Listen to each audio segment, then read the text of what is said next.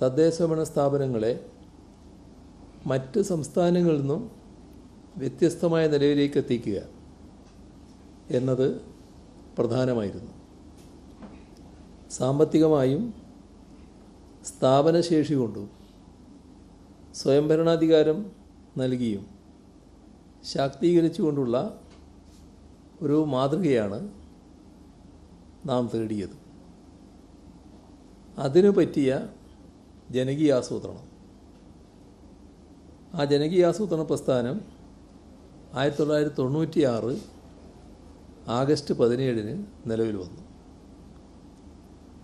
തുടർന്ന് സെൻ കമ്മിറ്റി രൂപീകൃതമായി.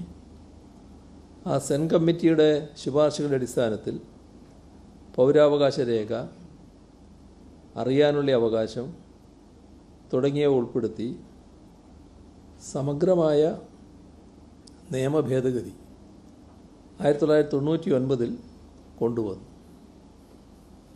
ഇതോടെ സംസ്ഥാനത്തെ തദ്ദേശഭരണ സ്ഥാപനങ്ങൾ ശക്തമായ സ്വയംഭരണ സംവിധാനങ്ങളായി മാറി.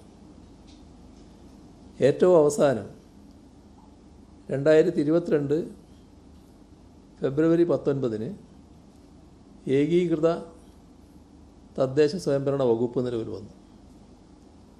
പഞ്ചായത്ത്, ഗ്രാമവികസനം, നഗരകാര്യം, എഞ്ചിനീയറിംഗ് വിഭാഗം, നഗര ഗ്രാമാസൂത്രണം എന്നിങ്ങനെ വിവിധങ്ങളായി നിന്നിരുന്ന വകുപ്പുകളെ അതോടെ ഒറ്റ വകുപ്പാക്കി മാറ്റി. അങ്ങനെ പ്രാദേശിക സർക്കാരുകളുടെ പ്രവർത്തനങ്ങൾ കൂടുതൽ ജനോപകാരപ്രദമായും ഫലപ്രദമായും നടപ്പിലാക്കുന്നതിനുള്ള ഏകീകൃത പ്ലാറ്റ്ഫോമാണ് നിലവിൽ വന്നത്. 1995 സ്ഥാനമേറ്റെടുത്ത ജനപ്രതിനിധികൾ ജനകീയാസൂത്രണത്തിൻ്റെ പിൻബലത്തോടെ പുതിയ വികസനക്ഷേമ പ്രവർത്തനങ്ങൾ സാധ്യമാക്കി. അന്ന് ലഭ്യമല്ലാതിരുന്ന ഒട്ടേറെ സൗകര്യങ്ങൾ ഇന്നത്തെ ജനപ്രതിനിധികൾക്ക് ലഭ്യമാണ്. ഓരോ വർഷവും പദ്ധതി വിഹിതം വർദ്ധിപ്പിച്ച് നൽകുകയാണ്. സേവനം വിരൽത്തുമ്പിൽ ലഭ്യമാക്കുന്ന ഡിജിറ്റൽ സാങ്കേതികവിദ്യ നാം ഫലപ്രദമായി ഉപയോഗിക്കുന്നു. ശാസ്ത്രീയമായ സർവേയിലൂടെ കണ്ടെത്തിയ അതിദരിദ്രരെ ഓരോ ആവശ്യങ്ങളും നിർണയിച്ച് മൈക്രോ പ്ലാനുകൾ തയ്യാറാക്കി അതിദാരിദ്ര്യ നിർമ്മാർജ്ജനം സമയബന്ധിതമായി സാധ്യമാക്കാൻ നമുക്ക് കഴിഞ്ഞു. നേരത്തെ തന്നെ പ്രസ്താവിച്ചതാണ്, ഇതിലേറ്റവും സ്തുത്യർഹമായ പങ്കാണ് തദ്ദേശഭരണ സ്ഥാപനങ്ങൾ വഹിച്ചിരുന്നത് എന്ന്. ഇത്തരമൊരു സാഹചര്യത്തിൽ പുതിയ ഭരണസമിതികളുടെ ചുമതല കൂടുതൽ വിപുലമാണ്. അതിദാരിദ്ര്യമുക്തരായവർ തിരികെ അതിദാരിദ്ര്യത്തിലേക്ക് പോകരുത്. പല കാരണങ്ങളാൽ അതിദാരിദ്ര്യത്തിലേക്ക് വഴുതി വീഴുന്ന ആൾക്കാരുണ്ടാകാം. അതിൽ നിന്നും അവരെ മുക്തരാക്കാനാവണം.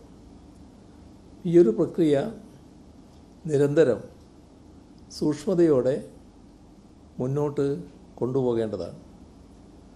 അതിനായുള്ള EPEP 2.0 പദ്ധതി എല്ലാ തദ്ദേശഭരണ സ്ഥാപനങ്ങളും ആരോഗ്യകരമായ മത്സരബുദ്ധിയോടെ ഏറ്റെടുക്കേണ്ടതുണ്ട്. മാലിന്യമുക്തം നവകേരളം പദ്ധതിയിലൂടെ സമ്പൂർണ്ണ മാലിന്യമുക്ത സംസ്ഥാനം എന്ന നിലയിലേക്ക് സമീപനത്തിലും പശ്ചാത്തല സൗകര്യങ്ങളിലും നാം ഏറെ മുന്നോട്ട് പോയിട്ടുണ്ട്.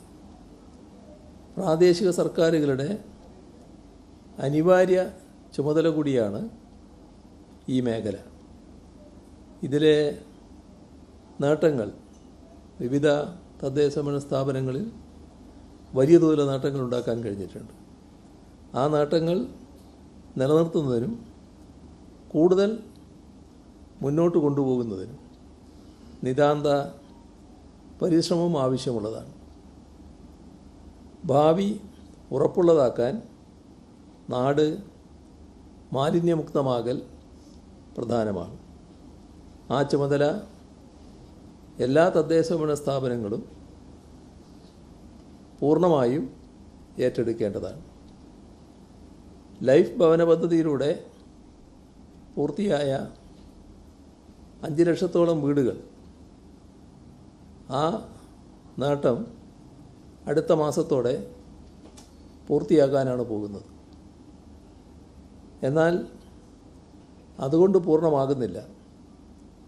കൂടുതൽ ഭവനരഹിതർക്കുള്ള അടച്ചുറപ്പുള്ള സുരക്ഷിത ഭവനം ലഭ്യമാക്കാൻ അശ്രാന്ത പരിശ്രമം ഉണ്ടാകേണ്ടതുണ്ട്. തദ്ദേശഭരണ സ്ഥാപനങ്ങൾ ഇതിൽ പ്രധാന പങ്ക് വഹിക്കേണ്ടതുമാണ്.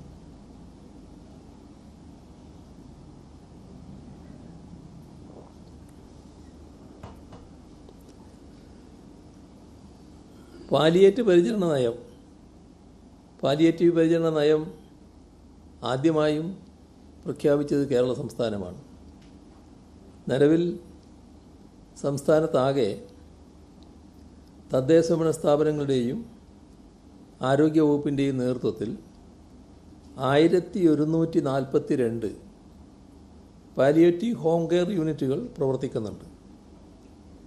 പാലിയേറ്റീവ് പരിചരണ പ്രവർത്തനങ്ങളെ ഏകോപിപ്പിച്ച് വളണ്ടിയർമാരെ കൂടി ഉൾപ്പെടുത്തിക്കൊണ്ട് സാർവത്രികമായ പാലിയേറ്റീവ് പരിചരണം ഉറപ്പാക്കുന്നതിന് കേരള കെയർ പദ്ധതിയുമായി മുന്നോട്ട് പോവുകയാണ്.